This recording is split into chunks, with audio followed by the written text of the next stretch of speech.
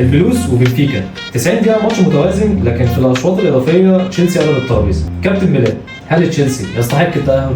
هو بعد الماتش اللي عمله في الشوط الاضافي وكده قدم يعني بالظبط 15 دقيقه حلوين جدا. خلال الماتش اصلا عموما قبل الوقت الاضافي تشيلسي وبنفيكا هو كان الند بالند، هو ده مقفل وده مقفل وده بيلعب الهجمه المرتده والناحيه الثانيه كذلك، لحد ما شفنا الجون بتاع جيمس وهو حرفيا كان جون في السوكه، جون ملوش حل بصراحه.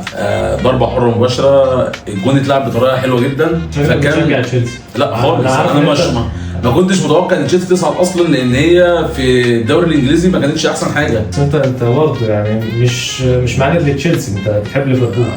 بالظبط كده، ما كنتش متوقع الاداء ده من تشيلسي. خليك محايد بس اهم حاجه.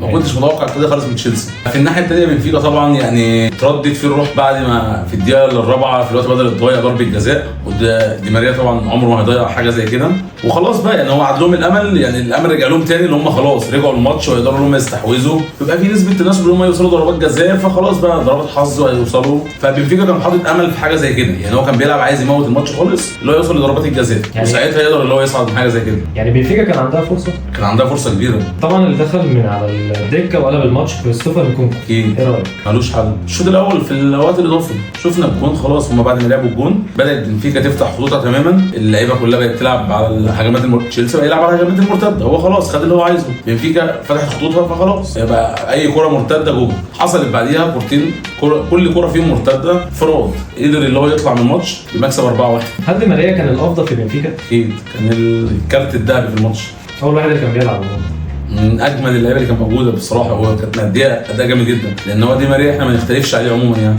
طبعا تشيلسي دلوقتي وقع مع بالميرس، هل تتوقع تشيلسي يعدي من بالميرس؟ بسهوله جدا، مش هياخد وقت في حاجه زي كده. لو لعبوا ان هو خلاص يعني ما تقولش ان هو بالميراث طلع او بالميراث فرقه ضعيفه فالماتش بالنسبه لي هيبقى عادي وهكسب والكلام ده كله، لا، ما تستهترش بالمنافس بتاعك، العب باللي انت اكنك بتلعب بنفيكا، اكنك بتلعب ريال مدريد، العب بشخصيتك وشخصيه الفريق، هتكسب مرتاح جدا. مش هقول لك بقى اللي هو يبقى متوقع ان بالميراث تنافس معاها، لا خالص. تشيلسي قادر اللي هو يكسب بسهوله جدا ويوصل لدور ربع النهائي. شكرا يا كابتن بلال، اشكرك شكرا جزيلا، واستنوا طبعا في تحليلات جايه من نار ولقطات مش هتلاقوها غير في السوكه. ما تنسوش طبعا تعملوا لنا فولو وقولوا لنا في الكومنتات هل تتوقع تشيلسي يكسب بالميرس ولا لا؟